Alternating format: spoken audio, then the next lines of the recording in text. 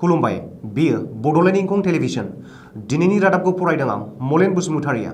दिनैनि गाहाय रादाबफोराव दं।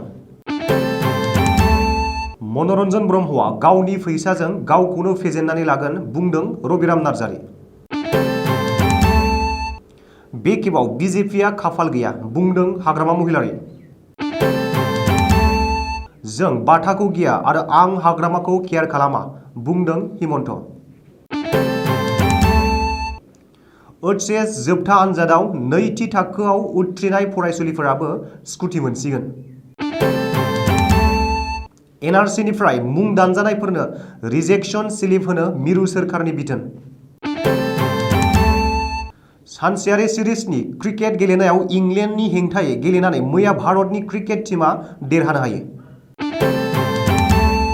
फैगौ 9 एप्रिल खालि रिलिज जासिगोन कमेडि सावथुन हेल' चार्लिया। दानिया फैदो आबुं रादाबाव।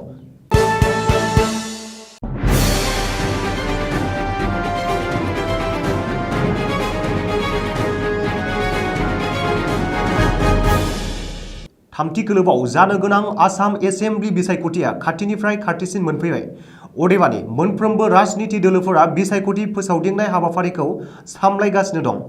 बबेखानि 29 नं सोनाब क'क्राझार बियाबनि बिपिएफ दोलोनि बिजाथि मानगोनां रबिराम नार्जारि बिथांखौ देरहासार खालामनो गुमा ब्लकनि सिङाव थानाय गुबुन गुबुन जाथि जनजातिनिफ्राय इउपिपिएल दोलोखौ हेफाजाब होबोनाय बारग' एनडिएफबि गबिन्द फेक्सननि केडार्सफोर आरो इउपिपिएल हेफाजाब होगिरिफोरा इउपिपिएल दोलोनिफ्राय सा 200निबो बांसिन सोद्रोमाफोरा बिपिएफ दोलोजों आखाइ हमफैदों। बबेखानि खौरांगिरिनि मोगा-मोगिनि गेजेरजों रबिराम नार्जारि बिथाङा फोरमायोदि दिनैनि दिनाव मोनफ्रोमबो जाथिनि रायजो राजाफोरा गावखौनो हेफाजाब होदों आरो बिटिसिखौ बिपिएफ दोलोखौनो बिटिसि सरकारखौ खुंजानायखौ लुबैदों होननानै बुंथियो आरो इउपिपिएल दोलोनि 29 नं सोनाब क'क्राझार बियाबनि बिजाथि मानगोनां मनरन्जन ब्रह्म बिथाङा गावनि थाखा फैसाजोंनो गावखौनो फेजेननानै लागोन होननानैबो बुंथिबावो। बे खेबाव बिजेपिआ खाफाल गैया, कंग्रेस आरो बिपिएफनि महाजोतासो आसामाव सोरखार दागोन होननानै दाबि खालामदों बिपिएफनि आफादगिरि हाग्रामा महिलारिया। सुलुङाव फोरमायनाय बादिब्ला फैगौ 1 एप्रिल खालारखालि सेथि खोन्दोआव बिसायख'थि खुंजानो गोनां 64 फानेरि बियाबाव बिपिएफ आरो महाजोतनि बिजाथि करुणाकान्त स्वर्गियारिनि जानानै रबिबारखालि बिसायख'थि फोसावदिंनाय मेलाव हाग्रामा महिलारिया बाहागो लायो आरो बे खेबाव बिजेपिआ खाफाल गैया होननानै बुंथियो। बबेखानि हिमन्त बिश्व शर्माया जुदि गावखौ जोबथेसालियाव सोनो हायो अब्ला हिमन्तआ देरहागोन होननानैबो हाग्रामा महिलारिया चेलेन्ज खालामदों।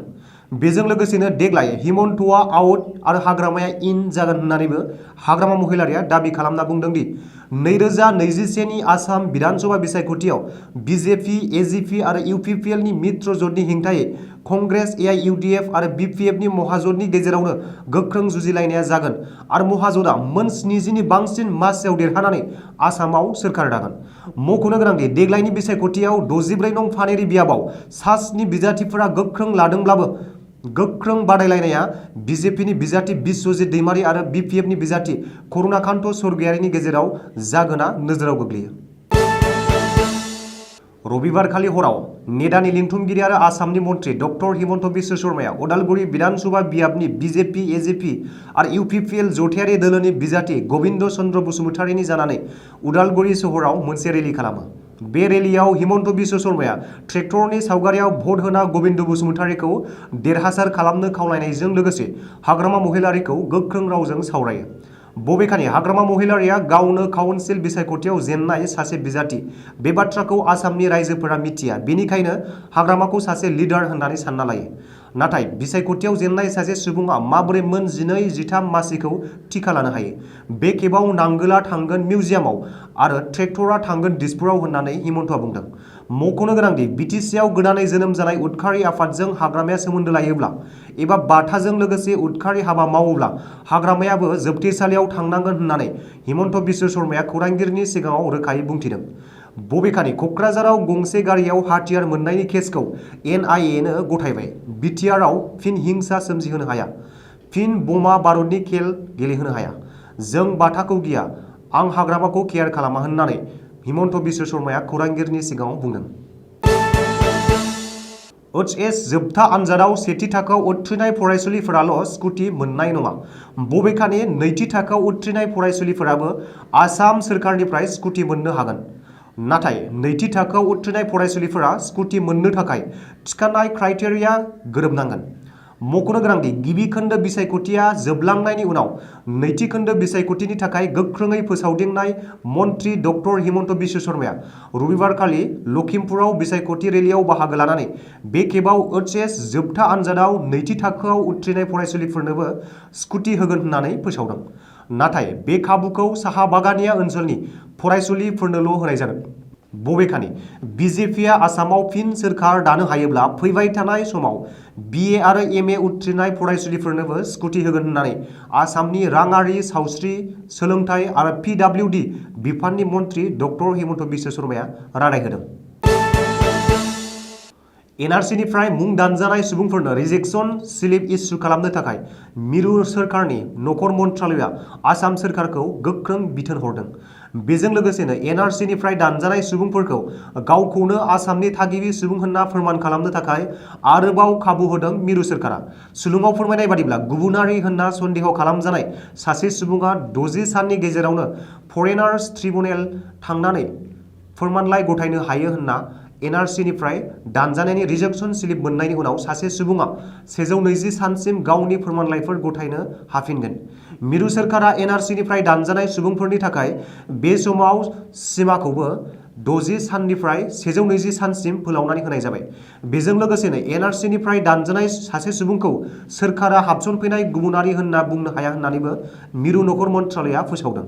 मख'नो गोनांदि थांनाय 2019 मायथाइनि 31 आगस्तखालि जोबथा NRC फोसावनाय जादोंमोन, जेराव आसाम नाङै 19 लाखनिबो बांसिन सुबुंफोरनि मुङा NRCनिफ्राय दानजादोंमोन।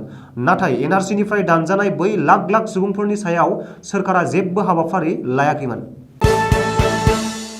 मुम्बाइ स्टेडियामाव 28 मार्च एबा मैयानि सानसेयारि सिरिजनि मेच गेलेनाया भारत आरो इंलेन्ड बे मोननै हानजानि गेजेराव जादोंमोन।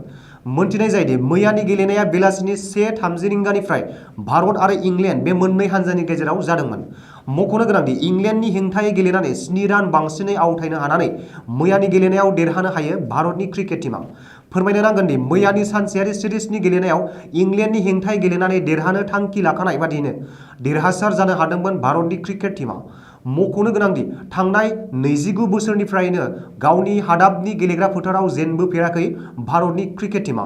बे थांखियैनो मैयानि गेलेनाय बुब्लियावबो गोख्रों गेलेनायखौ दिन्थिफुंनो हानानै मैयानि गेलेनायाव देरहानो हायो भारतनि क्रिकेट टीमआ। गोदानै फैनो गोनां हेल' चार्ली सावथुना फैगौ एप्रिल दाननि 9 खालारखालि रिलिज जागोन। फोरमायनो नांगोन दि बेनि ट्रेलारखौबो बावैसो सान सिगाङावसो लन्च खालामनाय जादोंमोन आरो बे ट्रेलारखौ लन्च खालामनानै मेकार्सआ नायगिरिफोरनि गोसोखौ गोजोन होनो हानायाबो मुंख'जाथाव।